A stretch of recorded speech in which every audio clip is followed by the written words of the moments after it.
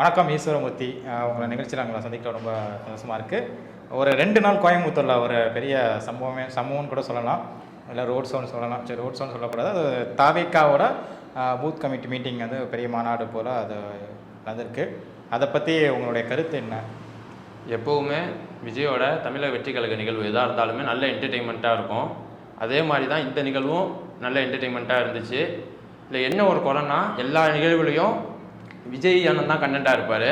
இந்த நிகழ்வில் விஜய் அண்ணன் பேசிய நேரம் வந்து ரொம்ப குறைவு தான். அவர் அதிக கண்டென்ட்டை கொடுக்கல.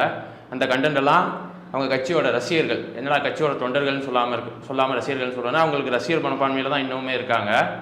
இன்னும் அவங்க அரசியல் கட்சிக்கான புரிதலுக்கு இன்னும் வரல, தொண்டர்களாக இன்னும் மாறல, ரசிகர்களாகவே தான் இருக்காங்க. அவங்க நமக்கு எக்கச்சக்க கண்டென்ட் கொடுத்தாங்க. அதே மாதிரி அவங்க கட்சியோட பொதுச் செயலாளராக இருக்கட்டும், இப்போ தேர்தல் ஏதோ பொதுச் செயலாளர்னு போட்டிருக்காங்க, எல்லா கட்சியிலேருந்தும் புறக்கணிக்கப்பட்டு துரத்தி விடப்பட்ட ஆதவர்ஜனாக இருக்கட்டும், அவங்க கொடுத்த கண்டென்ட் தான் அதிகமாக இருந்துச்சு. நான் வந்து திமுக ஆதரவாளர் தான், திமுகவில் தான் பயணிக்கிறேன். ஆனால் நான் வந்து ஆர்வமாக பார்க்குறேன் நிகழ்வை. ஏன் பார்க்குறேன்னா, எனக்கு விஜய் மேலே ஏதோ போட்டியோ எதிர்பார்ப்பான், நம்ம ஒரு கடுமையான போட்டிங்கிற எண்ணத்துலலாம் பார்க்கல.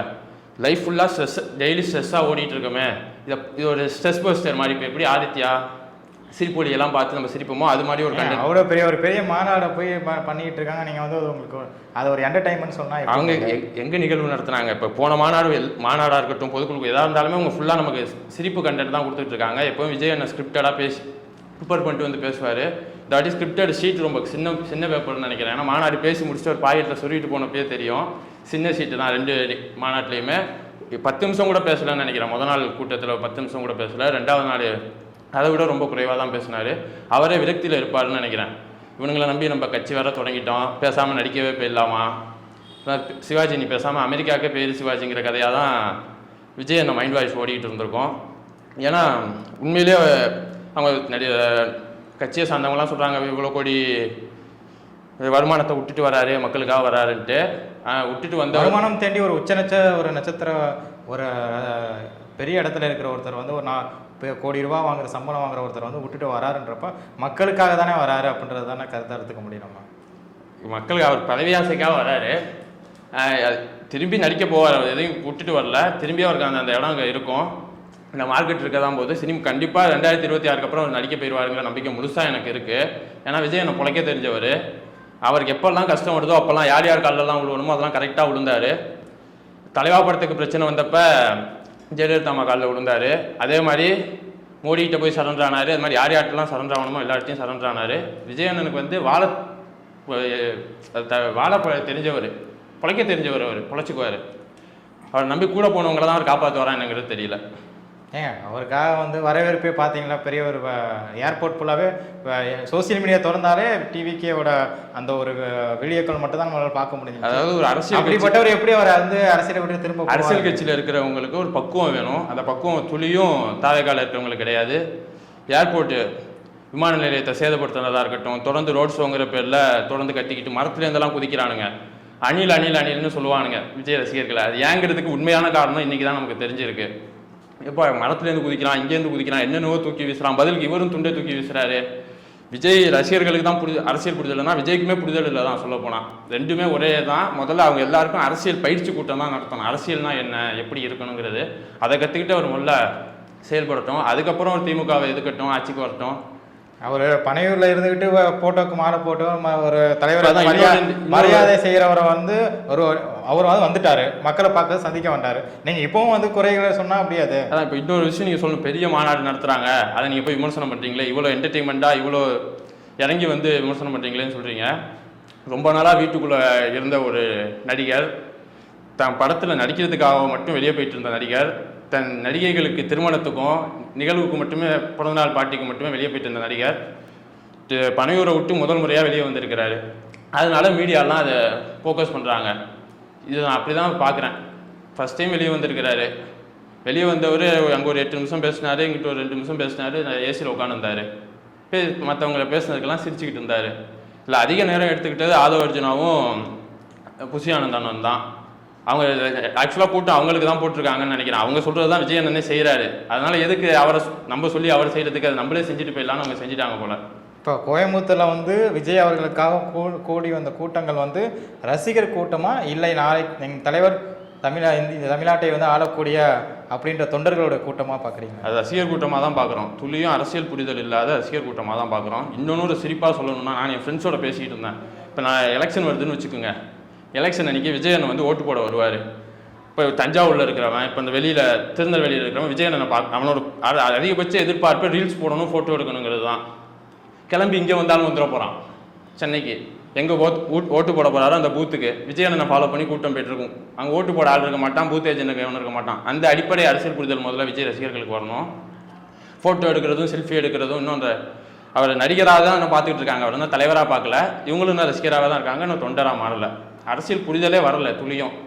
இதில் வந்து ஆதவ அர்ஜுனனை வந்து திமுகவை வந்து எக்ஸாம்பிளுக்கு எடுத்துக்கிறாரு. ஆட்சி மாற்றம் வரும், எப்படி காங்கிரஸை வந்து ஆட்சியிலேருந்து மாற்றிட்டு திமுக வந்துச்சு, அப்போ இளைஞர்கள் தான் இருந்தாங்க திமுகவில். அன்னைக்கு இருந்த இளைஞர்கள் வந்து அரசியல் புரிதல் உள்ள இளைஞர்களாக இருந்தாங்க. அண்ணாவின் பின்னாடி கொள்கை வழியில் செயல்படுற இளைஞர்கள் இருந்தாங்க.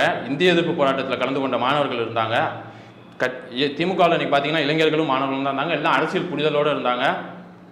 ஆனால் இன்றைக்கி இருக்க தாவேக்கால இருக்கிற இளைஞர்களாக இருக்கட்டும், அவங்களாம் என்ன புரிதலில் இருக்காங்கன்னா, இது ஏதோ படமாக தான் பார்க்குறாங்க. ஜனநாயகன்னு சொல்கிறாரு, டக்குன்னு கை தட்டுறான், விசில் அடிக்கிறான். ஃபஸ்ட் ஷோ படம் பார்க்குறப்ப என்ன ரெஸ்பான்ஸ் பண்ணுவானோ அதே தான் அங்கே அந்த கூட்டத்திலையும் பண்ணுறான். அவங்க பூஜை ஏஜென்ட் கூட்டங்கிறப்ப என்ன சொல்கிறாங்கிறத தெரிஞ்சுக்கணும். இதுதான் ஃபஸ்ட்டு கூட்டம். அவங்களுக்கு அரசியல் தெளிவு எதுவுமே கிடையாது. அதுலேயும் அவங்க தெளிவாக பேசுகிறாலும் யாரும் ஸ்டேஜில் கிடையாது. ஆதவ அர்ஜுனாக்கு என்ன பொலிட்டிக்கல் எக்ஸ்பீரியன்ஸ் இருக்குது? புசி ஆனந்துக்கு என்ன எக்ஸ்பீரியன்ஸ் இருக்குது? பாண்டிச்சேரியில் எம்எல்ஏ இருக்கிறாரு. அந்த சேரை வேற ஏதோ தூக்கிட்டு ஏதோ கலவரம் போயிட்டு இருந்துச்சு. அதான் சேர் இறக்கு லைட்டாக ஒயர் போகுதுங்கிற கதை காலம் ஃபுல்லாக அப்படியே தான் அவங்க வாழ்க்கை ஓட போகுது. நீ இதை பண்ணாத அதை பண்ணாதங்கிறதுக்கு அவங்க என்ன ப்ராக்ரெசிவாக எதுவுமே பண்ணலை. அந்த பென் டிரைவையும் அந்த பேப்பரையும் 4 பேப்பரையும் கொடுக்கறதுக்கு பனையூருக்கு வாப்பான்னு சொல்லி 8 பேரையும் கூப்பிட்டு வச்சு கொடுத்துருக்கலாம். இந்த கூட்டத்தை போட்டுட்டு அவன் விஜய் பேசி முடிச்சோன்னா அவன் பாதி பேர் தெரிச்சு ஓடிட்டான். அதில் இன்னும் இப்போ இன்னைக்கு காலைல கூட வீடியோலாம் வந்துச்சு. 18 வயசுக்கு கீழே இருக்க குழந்தைங்க தான் உள்ள பாதி பேர் உட்காந்துருந்தது. அவங்களுக்கு ஓட்டே கிடையாது, அவங்க மேலே பூத் ஏஜென்ட்டும் கிடையாது. இவங்களை வச்சுட்டு என்னைக்கு ஜெயிச்சு என்னைக்கு கரை சேர போகிறாரு? அதான் சொல்லிட்டு கண்டிப்பாக சினிமாவுக்கு போயிடுவார். பொழைக்க தெரிஞ்சவர் விஜயனை கூட இருக்கவங்களும் பொழைச்சிக்கிட்டா நல்லது. அதுலேயும் குறிப்பாக அவங்க யூடியூப்பில் கூட ஒருத்தவங்க பிரபலமாக பேசுவாங்க. அவங்க பேர் தாவேக்காக்கு வர்ஷினியா, அவங்க பேர் வைஷ்ணவி. அவன் கொஞ்சம் பிரபலமாக பேசுவாங்க. அவங்க அம்மா கூட திராவிட முன்னேற்ற கழகத்தில் இருக்காங்க. தொடர்ந்து எல்லா யூடியூப் சேனல்லையும் நல்ல பிரபலமானாங்க. இதை சொல்லப்போனால் புசியானவனை விட பிரபலமானாங்கன்னு வச்சுக்கோங்க. அது பொறாமையா விரக்தியா என்னன்னு தெரியல கட்சி நிர்வாகிகளுக்கு, மாவட்ட தலைவர்கள்லாம். என்னடா நம்மளை விட ஒரு பொண்ணு வளருதுன்ட்டு உள்ள அனுமதிக்கலையாம். கோயம்புத்தூர் அவங்க டிஸ்ட்ரிக்ட்டுக்கு வராங்க. அடிப்படையாக அவங்க அபோவ் 18 தான் இருப்பாங்க. பூத் ஏஜென்ட் கூட அவங்க எலிஜிபிள் கிடையாது.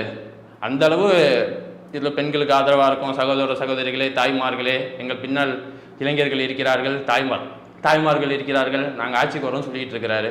அவங்க கட்சிக்கு ஆதரவாக தொடர்ந்து ஒவ்வொரு பிரச்சனையிலையும் அந்த பொண்ணு சரியாக பேசுதோ தப்பாக பேசுதோ குரல் கொடுத்து ஆதரவாக தொடர்ந்து பேசிட்டு இருக்காங்க. எவ்வளோ ட்ரோல்ஸ் வந்தாலும் இப்போ அவங்களுக்கே அந்த வாய்ப்பு இல்லைங்கிறப்ப வேற தலைகளை வேற யாருக்கு தான் வாய்ப்பு இருக்க போகுது? ஏன் விஜய் அவர்கள் வரவேற்கிறது ஒரு பெண்மணி கூட வாயில்லை. கொங்கு மண்டலத்தில் வந்து இவர் வந்து பனையூரில் வந்துட்டு போட்டோவை மட்டும் வீரமங்கைகளுக்கும் பெரிய பெரிய தலைவர்களுக்கும் மட்டும் போட்டோவை போட்டுட்டு வரவேற்பதற்கு வந்து ஒரு பெண் கூடவா இல்லை விஜய் அவர்களை வரவேற்பு. கூட்டத்தில் நிறைய பேர் இருந்திருப்பாங்க. தலைவர்களாக யாரையும் வளர விடக்கூடாதுங்கிறது அவங்க கட்சியில் இருக்கவங்களோட எல்லாரோட எண்ணமாகவும் இருக்கும். இப்போ ஆதவ அர்ஜுனாவுக்கு என்ன நினைப்பார், புசியானந்த் என்ன நினைப்பார், நம்மளை விட ஆதவ அர்ஜுனா பெருசாக வளர்ந்துடக்கூடாதுன்னு நினைப்பாரு. ஆதவ அர்ஜுனா அந்த கட்சிக்கு வரதுக்கு முன்னாடி வரைக்கும் புசியானந்தன் மேடையில் இவ்வளோ நேரம் பேசி நானே பார்த்ததில்லை, யாரும் பார்த்துருக்க மாட்டாங்க. இப்போ இவர் வந்தோன்னா என்னடா இவன் இவ்வளோ நேரம் பேசுகிறான், நம்மளும் இவ்வளோ நேரம் பேசணுமேனு இவர் பேசுகிறாரு. ஸோ ஆளுக்கு பேசுகிறாங்க. அங்கே பாவமாக இருக்கிறது பொருளாளர் வெங்கட்ராமனும் இன்னும் மற்ற தலைமை நிலைய செயலாளர், கொள்கை பரப்பினைன்னு அவங்க எதுக்கு இருக்காங்கன்னு தெரியாது. அவங்க யாருங்கிறது நமக்கும் தெரியாது, பேர் மட்டும்தான் தெரியும்.